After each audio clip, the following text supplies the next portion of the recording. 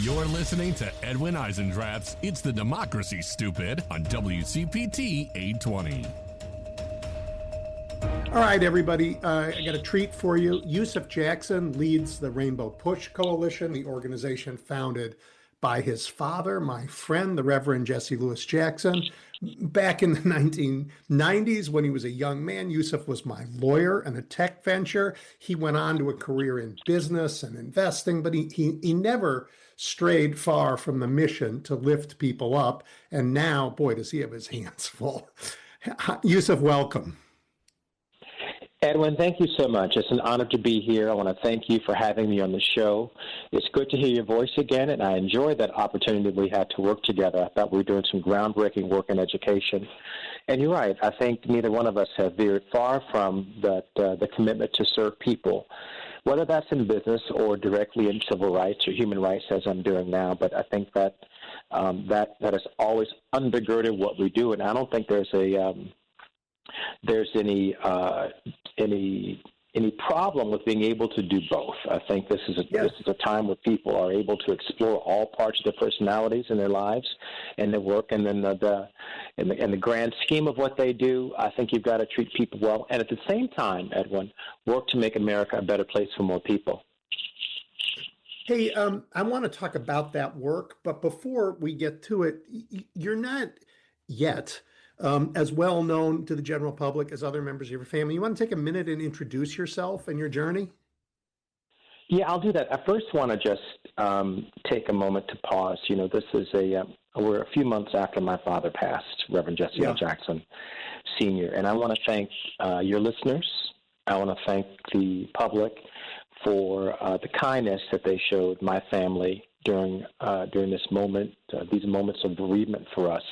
The prayers they've offered, the Instagram videos, the memes, the messages, we've had an outpouring of kindness from people and from the media. And it would be remiss if I didn't say thank you for that. It was an overwhelming celebration of life for him that I think was fitting of a guy of his stature. And I just want to say thank you so much to everyone for the kindness that you showed our family. You may have had differences of opinion with the way sometimes he carried out his work, but by and large, you knew that his mission was to make America better. So thank you very much for your kindness to us. Yeah, this is interesting. I'm honored to be president and CEO of the Rainbow Push Coalition. It's work that I have been preparing for all my life, and it's sacred work because it's the work of serving people. I think all the Jacksons have been trained to serve people. It's interesting. We were a well-known family growing up, but we weren't a rich family growing up. We had enough to eat, but we didn't have tremendous excesses. Our parents worked really hard to give us the best education possible. Our father always said, I may not leave you with much, but I want to leave you with a good name and a great education. And by and large, he did that. And so I think that's the fundamental principle that guides all of the Jackson children and kind of what we do. The other thing is, when I was raised, because of the work that my father did and his time on the road, my mother's international work on the road, we were raised by a community of people who spent, at some levels, more time with my family and my brothers and sisters than they did with their own. I recall Esther Thompson taking the bus from Blue Island and Robbins, and she lived in Blue Island and she lived in Robbins, to babysit for us. We had a lot of people from the neighborhood of Inglewood, from the west side of Chicago, from the south suburbs, who came to take care of us when our parents would travel. And they took public transportation to get to us. They got there on the Super Transfer, on the CTA. And when you're raised by that working class person, you inherit their working class values. And I'm always indebted to those who gave us that kind of time in their life. And so I wanted always with my life to be able to be in a position to give back.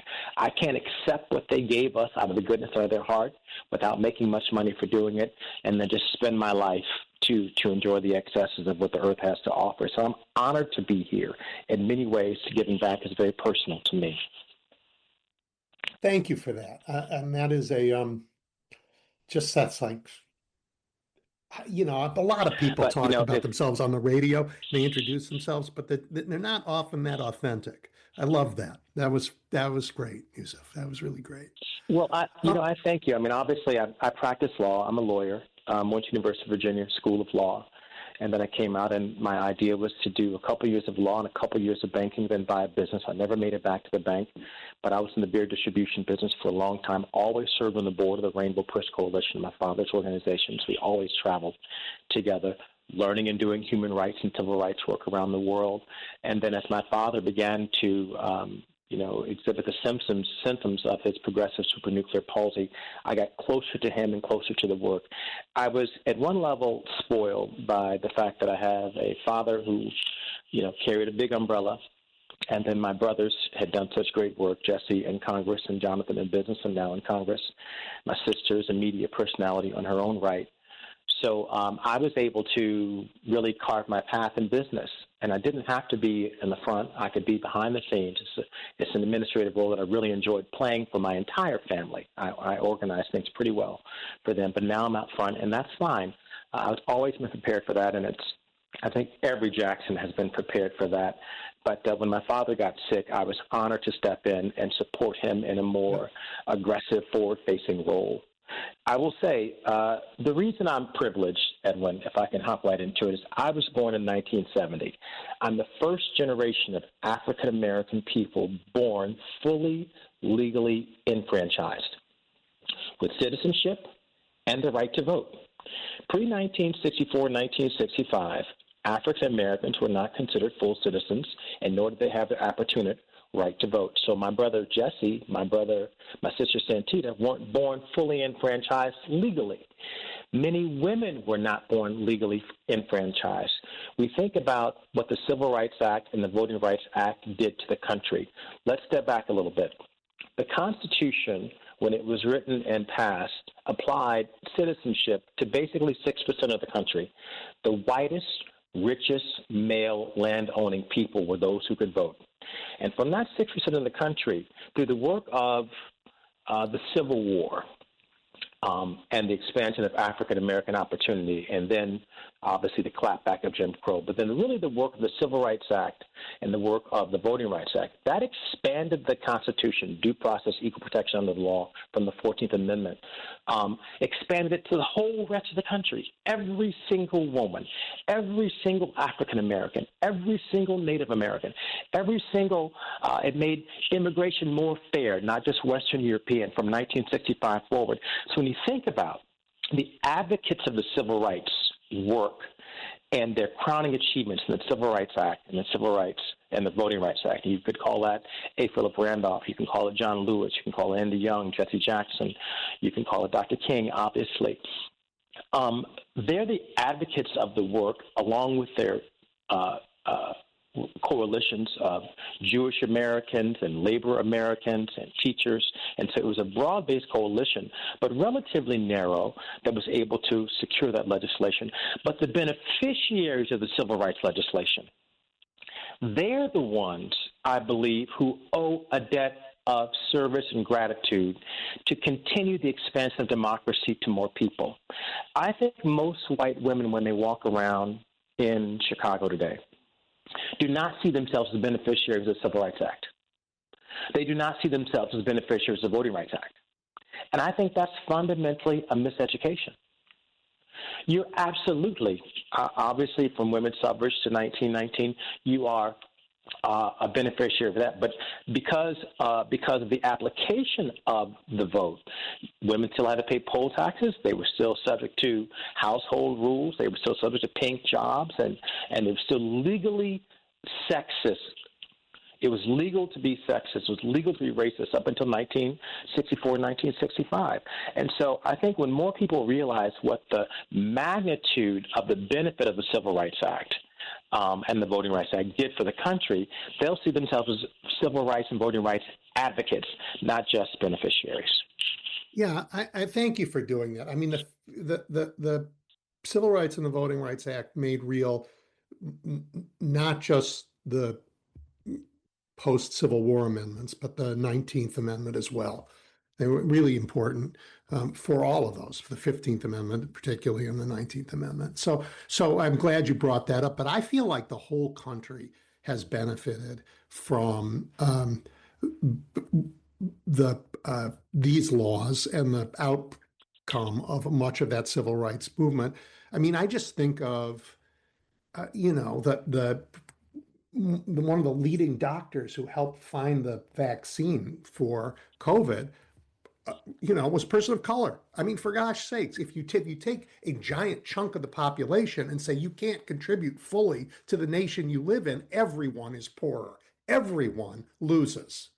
I mean, the idea that we would live in a country where we would say, you know what, this giant group of people exists only to be exploited, not to contribute to the nation we all live in, is one of the dumbest pieces of our heritage. And it's raising its head. I mean, you've taken the leadership of Rainbow Push Coalition in a terribly fraught moment, I'm afraid.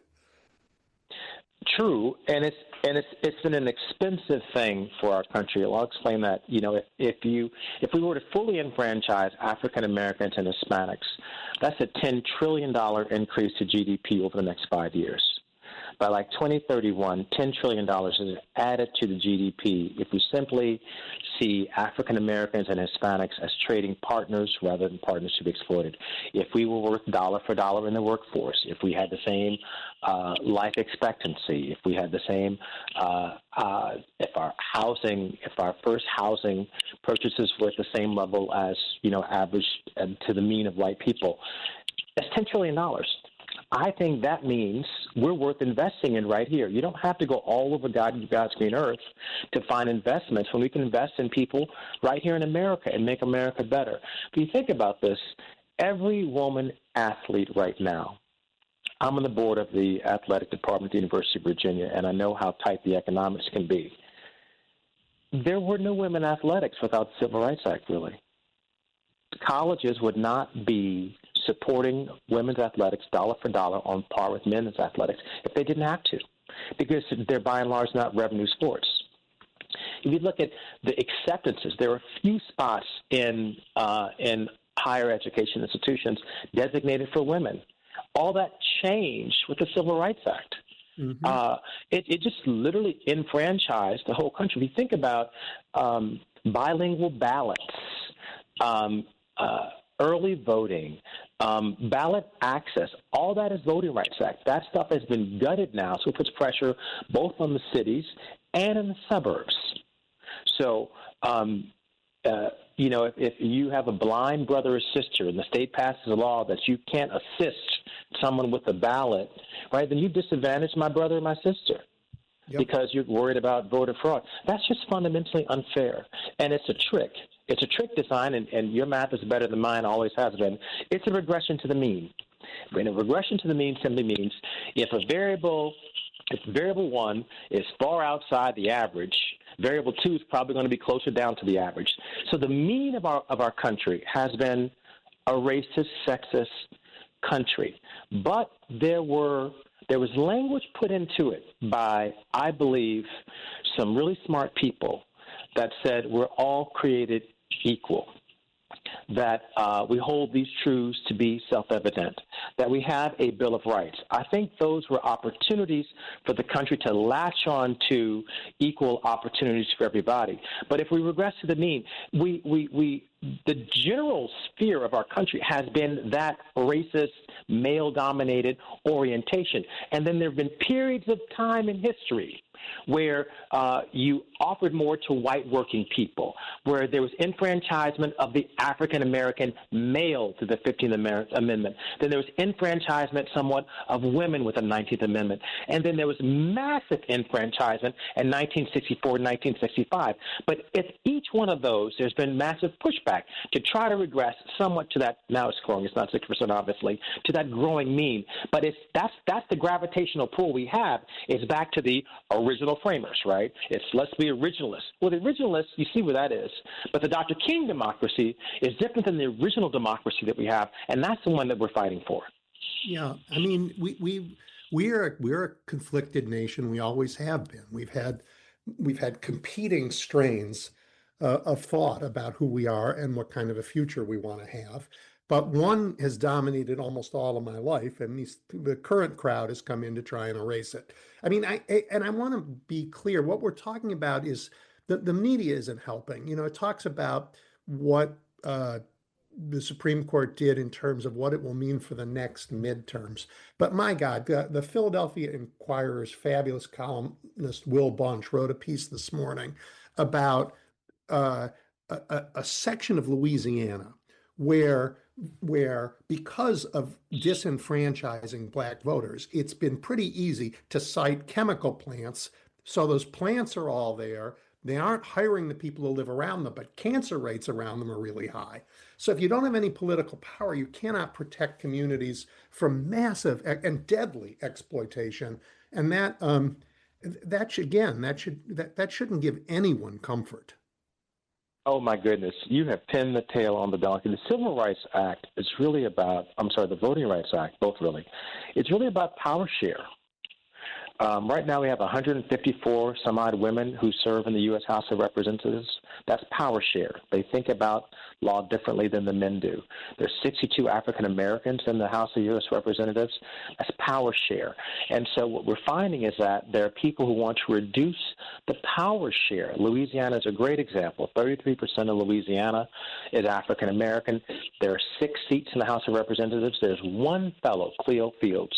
It's fair to say he was speaking at our Rainbow Push Coalition meeting earlier today. Cleo Fields, along with Speaker Welch, to talk about the state impact of this Calais decision versus the federal impact, which Cleo talked about this morning. But it's a power share thing. And so what you have there is if they write him out for the second time, by the way, in 25 years, you have no African American representation in a state that's got 33% African American, which means that those who are serving that community now aren't thinking like you're thinking about those power plants or those rates of cancer because of water conditions. It's taxation without representation. And not to be cliche about that, you can't mute someone's representation in Congress. Right. And call yourself moving forward. Go ahead.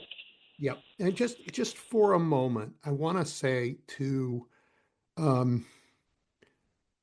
white America that this isn't good for anybody. The idea that because the exploited members of the black community are working class men and women. The wealthy folks in the black community aren't being exploited quite like that. This is an attack that is going to come to every working class person in the country, no matter what they look like. If you think that this division is about color, it isn't. It is, but it also isn't, because it's coming to you too. We have to, one of the things I think we have to do, and that's why I started the conversation like I did, color is used to sort of divide us. But my father would say that the blood that binds us is thicker than the bridges that divide us.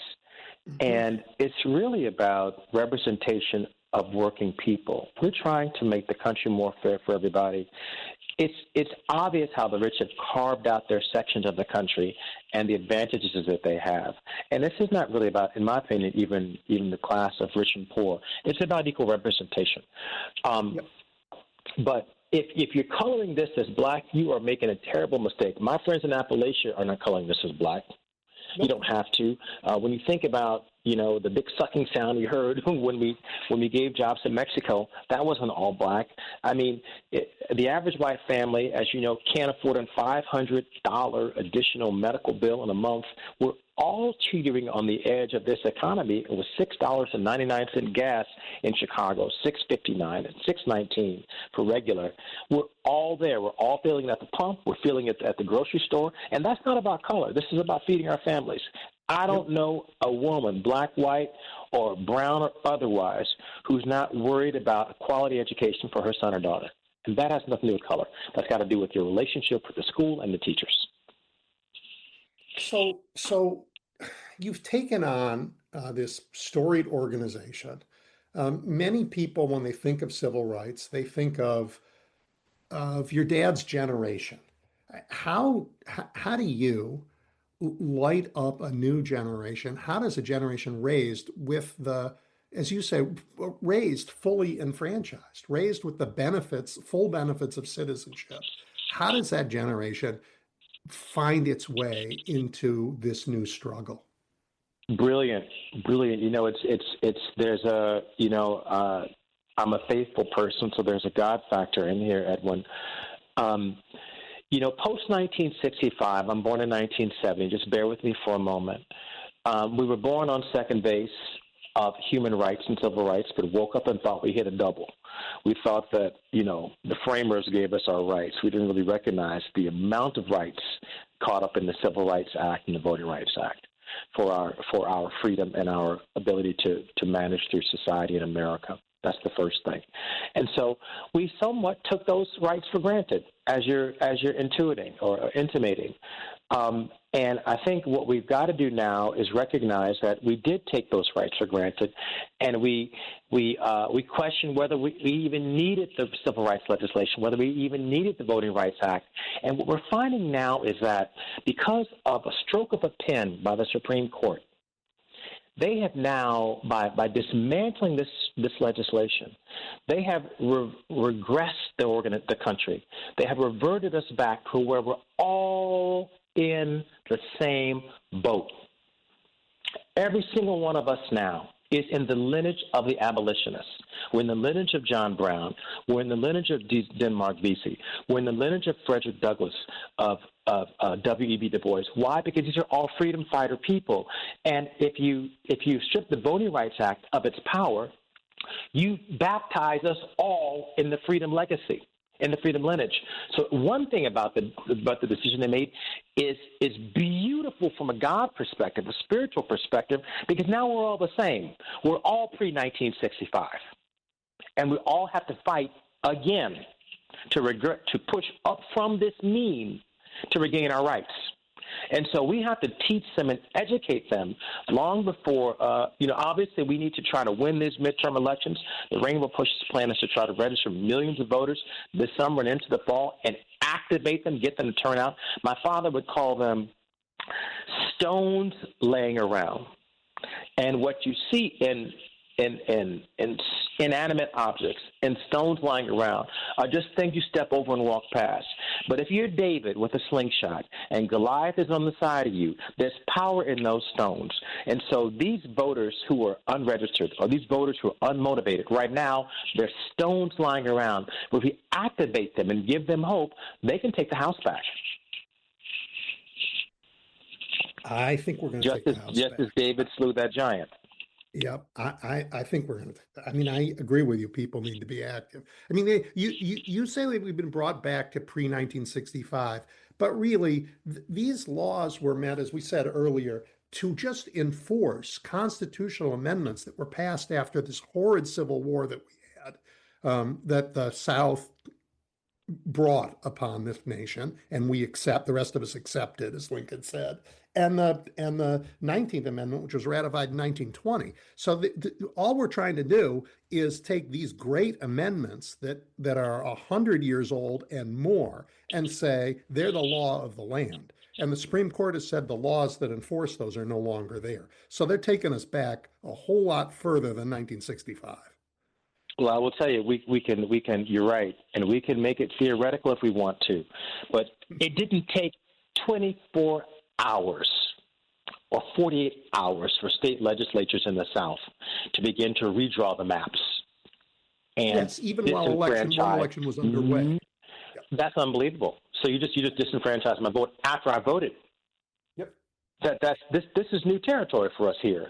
So when we talk about do we need these laws, we need this kind of enforcement, oh my gosh, because immediately the legislatures will take this kind of action. I can't believe there's not a modicum of decency in our political structure right now where folks would say, you know what, that's just not right. We can't. I'm not in your party, but I'm not going to disenfranchise those people. But that's what we're doing. Of decency and so we got to fight. I'm fully partisan on this. There is a lot of decency out there, but none of it is in the MAGA Republican Party. I mean, a lot of people are shocked by this. A lot of people think it's wrong, and they don't care. I'll accept that. I'll accept that as a full stop. A friendly amendment, as they say. Yeah. We have now we're looking at a new civil rights fight. Doesn't look like the old one. It's a different era. It looks different. I don't know if we know what it looks like yet. I'm convinced it's going to be far more diverse. It's not going to be just blacks and Jews and a handful of others. It's going to be, I think, a broader, more interesting coalition, a rainbow, as you say. It's going to represent. Well, the country's more ethnic now, so I think that's important. I think what's also important, what you intimated there, was that this is not just a moment. This potentially is an era.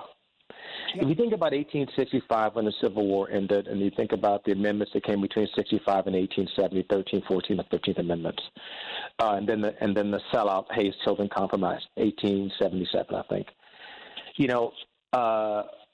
The song "Lift Every Voice and Sing," which is now known as our Black National Anthem, when it says, "We will march on till victory is won," that was written in 1900, 35 years after the Civil War, 23 years after Hayes-Tilden. All of the African-American Divine Nine fraternities and sororities were founded in the 1900s. All of the NAACP, right, 1908 or something, 1906. And you talk about the Urban League, 1920 or something like that, 1910. The point is, African Americans, after Plessy, organized in a way to be able to fight for another potentially 100 years. So I don't know how long we're going to have to organize ourselves to be ready to fight. But it is the midterm, but it's beyond the midterms because things don't move that fast. We are in an era or a period, not just a moment. So I want to encourage our listeners to prepare yourself mentally and physically. Gird for the fight. And the legislation that we're able to win, I pray it's in my lifetime, has to be different than the last time.